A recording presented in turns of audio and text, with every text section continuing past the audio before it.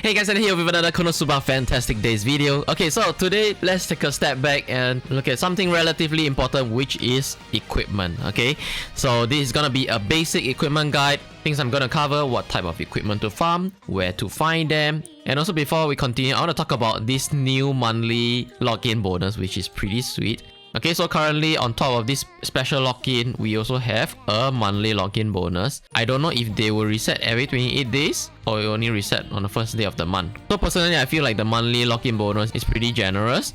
You're gonna get a bunch of skip tickets, Aries, stamina stick, rainbow shellies, 1,500 gems. Okay, if you lock in, you're gonna get it every week. Okay, 7, 14 and 21 days. And then on the 28 days, we're gonna have a guaranteed 4-star ticket. Okay, I think this is actually really good. I don't know if the JP server actually has it, but from what I heard, probably not. So this is actually a good sign, maybe from Nexon, since JP probably did not have this, is on SumZap. And since Nexon is a publisher, I'm probably gonna give credits to them for this.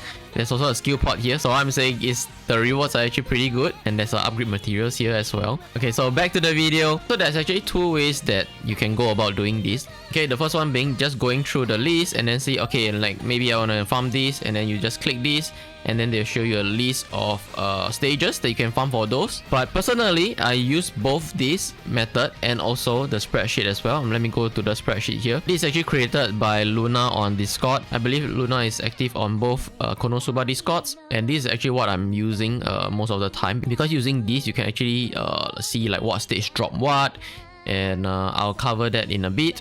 Okay, so back to the game. The first thing I want to talk about is what to use, where to farm, and when. Okay, so what type of equipment to use? It definitely depends on the unit. So for example, Melissa, let's look at her skill set. If it's like a mixed type like this, okay, she actually has 2 dark skills, and then her out is actually a neutral. Okay, there's a normal physical damage. Okay, so for Melissa, I would recommend going for Assassin's Dagger, this one here, as this gives physical attack boost 7% when using physical attack. I would say her skills are like half-half, because her normal attack does normal and out as well. So 2 of her skills give dark attributes. Okay, then let's take a look at Megumin. Megumin is mostly fire. Okay, like her this skill here, this skill, and this skill. Okay, magic fire. This is just a normal attack, which would be nice if they include it as like a default fire magical damage. That would be sweet. But this is her kit set, and as you guys know, her main use is actually just explosion, so you really want to have as much fire damage as possible. So this gives the fire stuff the best bang for the buck, since you can actually farm this as well, and it actually gives you 9%. Okay, rarity wise, bronze, silver ones are okay to craft. Just don't upgrade them, you know, when you're starting out. If you do not have much and then you just need to temporarily use them, you know, like for starters, it's fine to craft them. But for upgrading wise, I would say only upgrade the gold ones and above, so gold and rainbow. Since upgrading them can get really expensive in terms of the materials used, you're gonna get like 10, 20, 30, etc. And then as for accessories, it's gonna be boss dependent. So right now we have this Fire Kraken that does fire elemental damage, and it's actually a mix of both physical and magical. His normal attack, which is like the AoE tentacle attack, is actually physical, and then his out, the Hadouken, is gonna be magical. You can actually tell by the color of the damage when the boss deals it. If it's like yellow, goldish, then it's gonna be physical. If it's like purplish, then it's gonna be magical. And then there's actually 2 types of earrings. Okay, so we have this one here. This is from the event. It's called Fire Drops. They actually give you more magical defense. And then this one here, which drops in the normal stage, Fire Earrings, they give you higher physical defense. So this is something to take note as well when farming and crafting your different types of accessories. The thing about the fire drops is they only drop in the current event stages. You can't really farm them outside, I believe. So if you go over here, you go to craft, they can actually tell you where they drop, right? So like fire drop, they actually say there's like no quest available. I feel like even if it's event only, they should actually include this here. But yeah, the fire earrings, you can actually find them here in the normal stages, or you can refer to the spreadsheet as well. Okay, so other than these 2 places, if you're looking at something like the Assassin Dagger, they actually tell you there's nothing, but you can actually find them in the arena as well. Some of the really good stuff can be found in the arena shop. Okay, you can actually just scroll through. So, like example, I actually cleared the shop for the Assassin Dagger. It's gonna be mainly for Melissa and also Chris, since they both uses, you know, like a mixed type damage. instead of just one pure elemental damage. I would also consider this for Silo if you have her. It's gonna be a heal scepter. Since her main role is a healer, this will be perfect for her. And then so far I feel like mages, they are mainly elemental attack, but if they are mixed, then this one might be a better option. So example for the Winter Megumin, she's gonna do lightning damage and also fire damage. So maybe you wanna equip her with Assassin Staff instead. And then if you're confused, like if you do not know what kind of damage they deal, you can actually just click here and then they'll tell you like here what's the passive. Yeah, so even weapons have passive as well. So this is the Assassin Staff. They actually increase magical attack. Okay.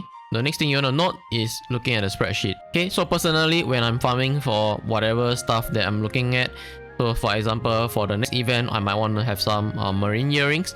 Then I'll take a look at what materials I have. So for example, I have enough gold ore to craft 2 earrings. And then, okay, maybe I need more sea dragon scale. Okay, I can actually look here.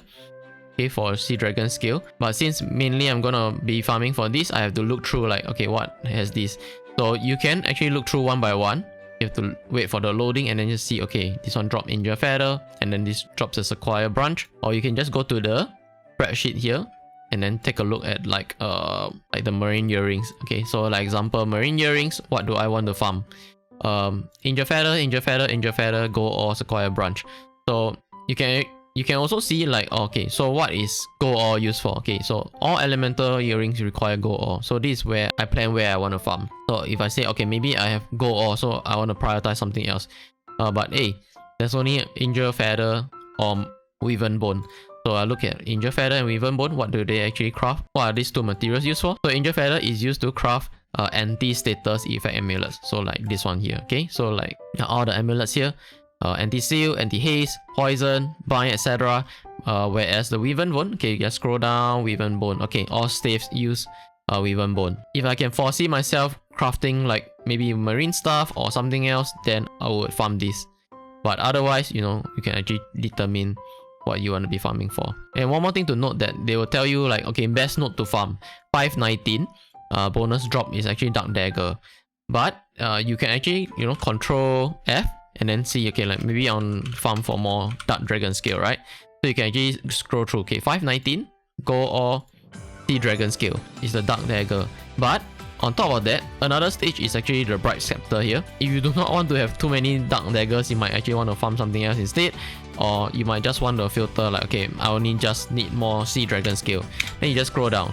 Okay, maybe I want more Marine Staff, or maybe I want more, say, Anti-Bind Gold Amulet. You can actually farm for this. It depends on what materials you lack of and, you know, in need.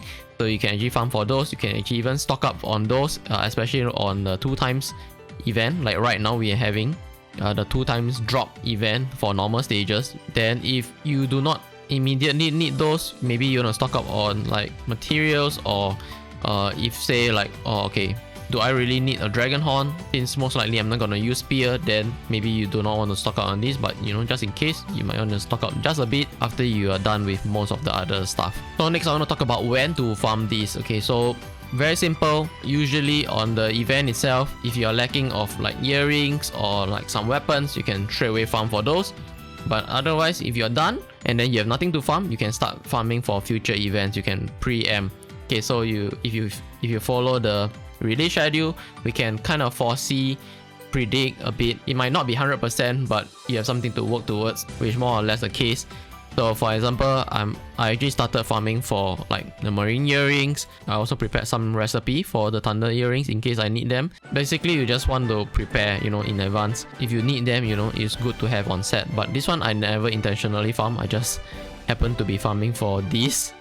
Probably 419 or something like that. And also, as I mentioned, I feel like the arena weapons are well worth it, because most likely we're gonna be using the gold equipment for weeks or even months later on, where we slowly transit into the rainbow ones. In the meantime, most likely we'll be using like full gold sets. I'll say mid-game transiting to end game, you're probably gonna be using a lot of gold items. Okay, just remember you have 5 members in total, so you need to have 10 gear at all times per element. That's gonna be like 70 gear. I don't think we're gonna have like 70 rainbow equipment anytime soon. It's gonna take really long.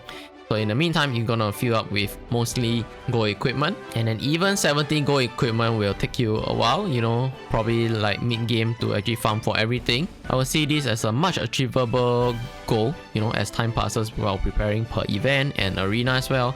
So like maybe every 9 to 10 days you might want to farm a new set. By the time it rotates to your element, you already have like full set, and then you might be craving for more upgrade materials to fully upgrade your gold items. And then in the meantime, farming for your rainbow items as well. Oh, I forgot to switch here. So like in the arena, I would say the Assassin Dagger is probably a really safe choice, especially most of us have Melissa. But otherwise, you can actually consider the other weapons as well, like the Heal Scepter, Assassin Staff, or even the Agnima Sword. So that's about it for today. I hope gives you a better idea of like equipment. And if you have any question, feel free to ask or join the Discord. And that's it for today's video. Hope you guys enjoyed this video. Subscribe and like if you have not already. Comment right down below. How's your equipment gathering so far? And as always, I'll see you guys in the next video. Peace.